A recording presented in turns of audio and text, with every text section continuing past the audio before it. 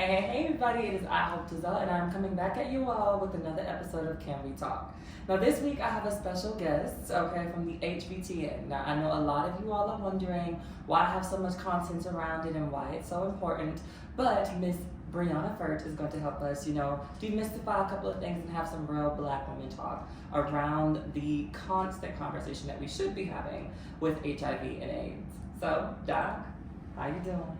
I'm doing great. Okay. Thank you so much for having me. It's such a pleasure to be here and speak with you. First of all, thank you for saying yes, because I know that y'all have 1,000 things that they could be doing. And you stopped and wanted to take some time to just help me demystify some things. So first and foremost, what is your role at the HBTN?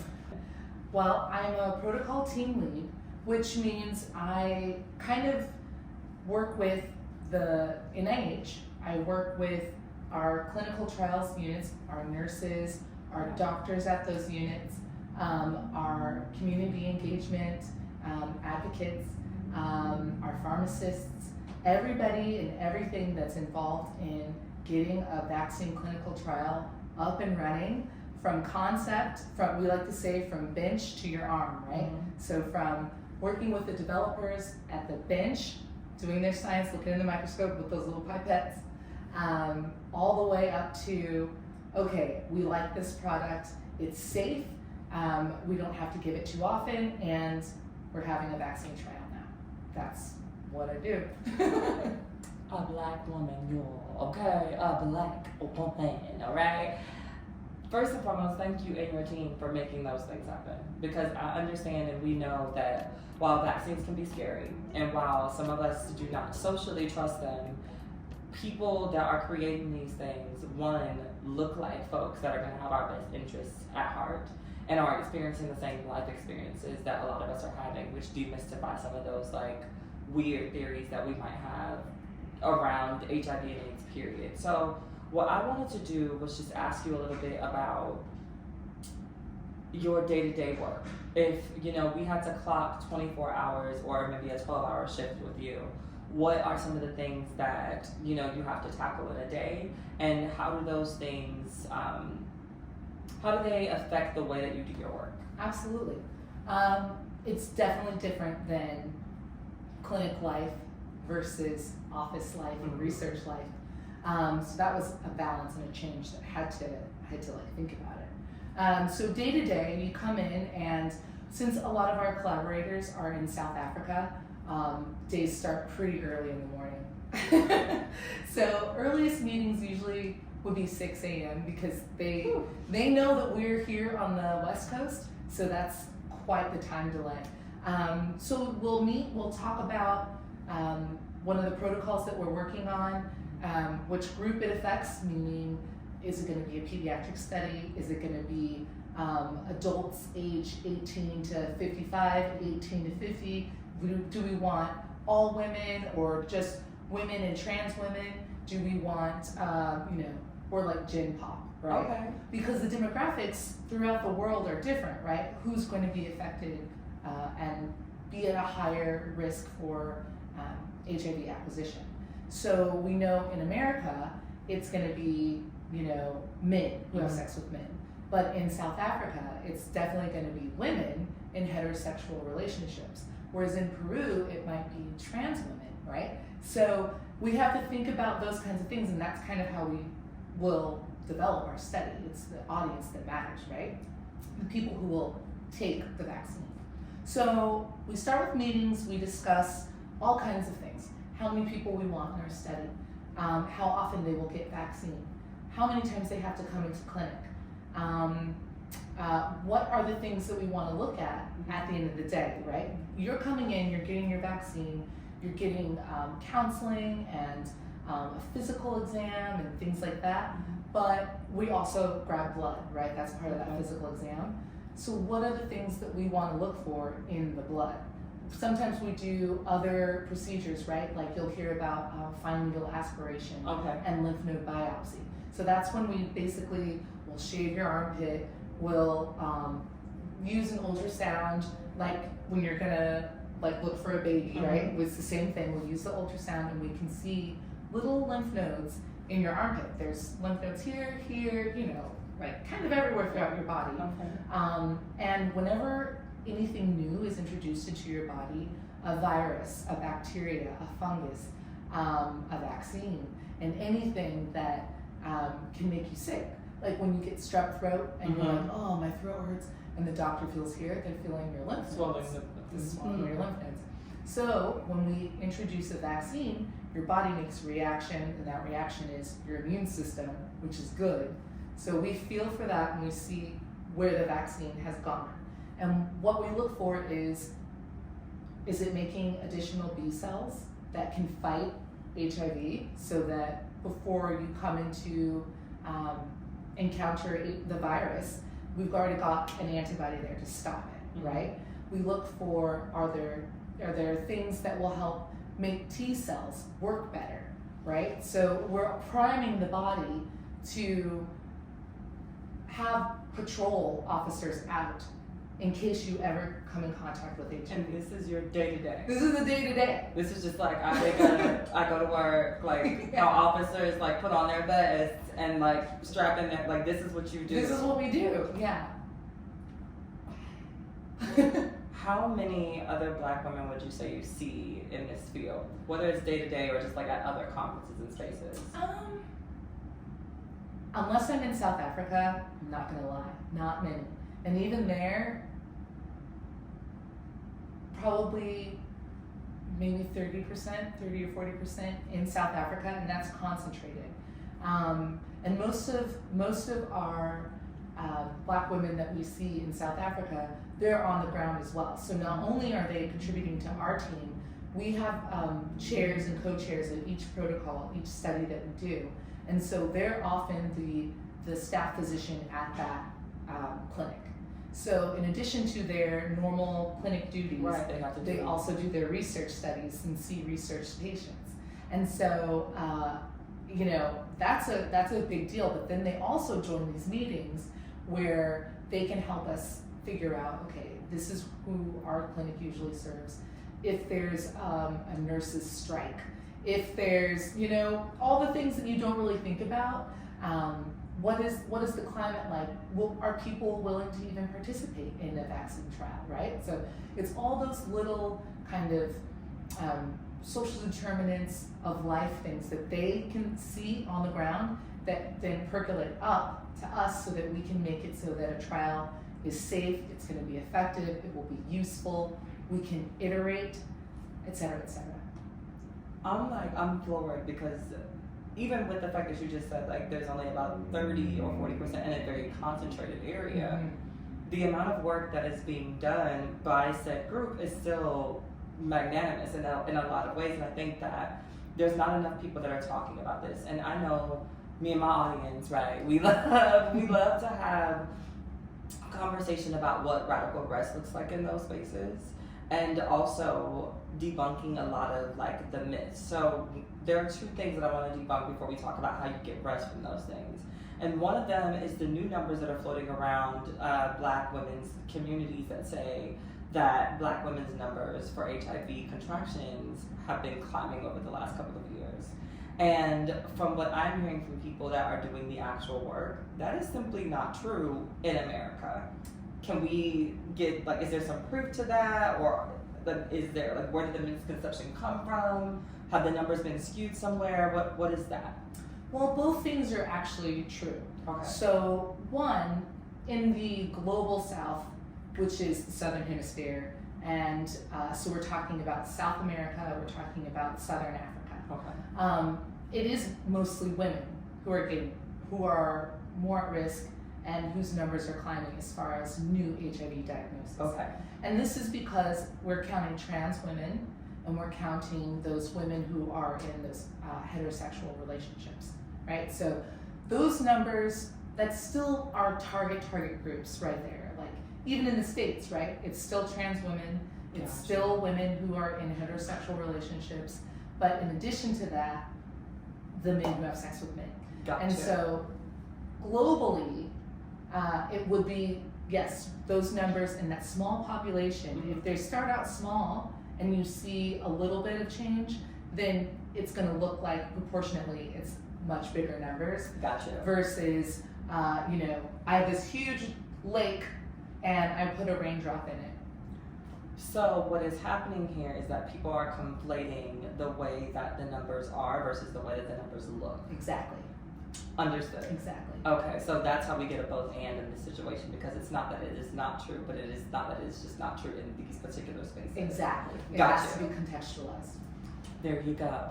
I've got the answer, so we can stop misinforming each other, because I was definitely telling people that.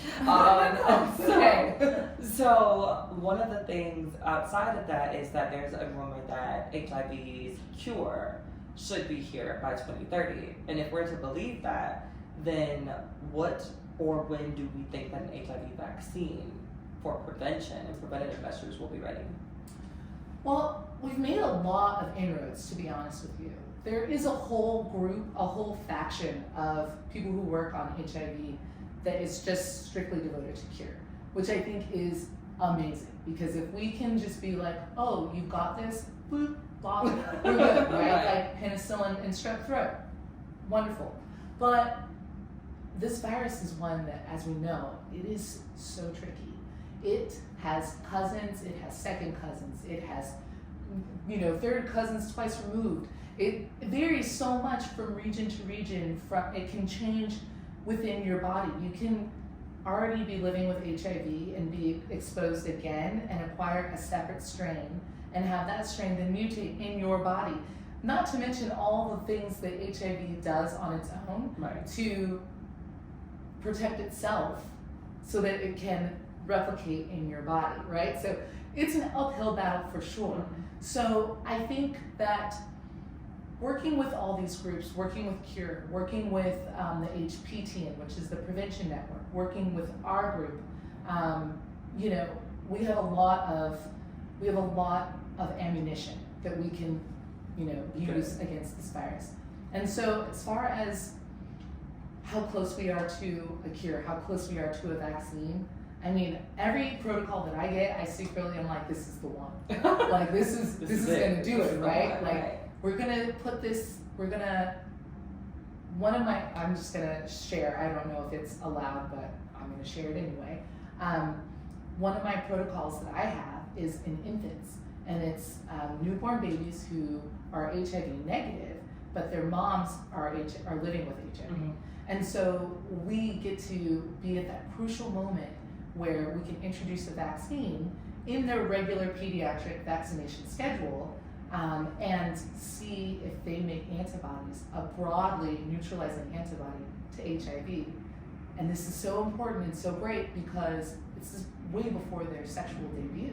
They've never even had anything. It's like, oh, I'm getting vaccinated for hepatitis B. You haven't come in contact with that. You're a little baby. So they could be exposed from their mother's breast milk should she, not make it to clinic and not pick up meds and has to miss for whatever reason, right? But should they come into contact, they hopefully, their bodies can start making some antibodies from the vaccine and counter it before you even have it. It's like having PrEP, oral PrEP every day, or PrEP shot, every 3 months, right? It's for the baby. So that's one of the studies that I'm working on, and so that's why I'm like, this is the one. This is it. Okay. So we'll see what happens, but by 2030, I don't know. It's very optimistic. Okay. I would love it. I would absolutely love it, but that's very optimistic. Okay. Yeah. But definitely in our lifetimes. Okay. Because I'm already 87 years old, and I'm gonna live to be 1 million. So, I'll live to be 150. Okay. The way that I'm already 69. Exactly. With 4 real solid home girls that sit beside me on the porch judging the young hoodlums outside. Exactly. So I'm here with you. I get you. Definitely in our lifetime. Okay. So that gives me hope.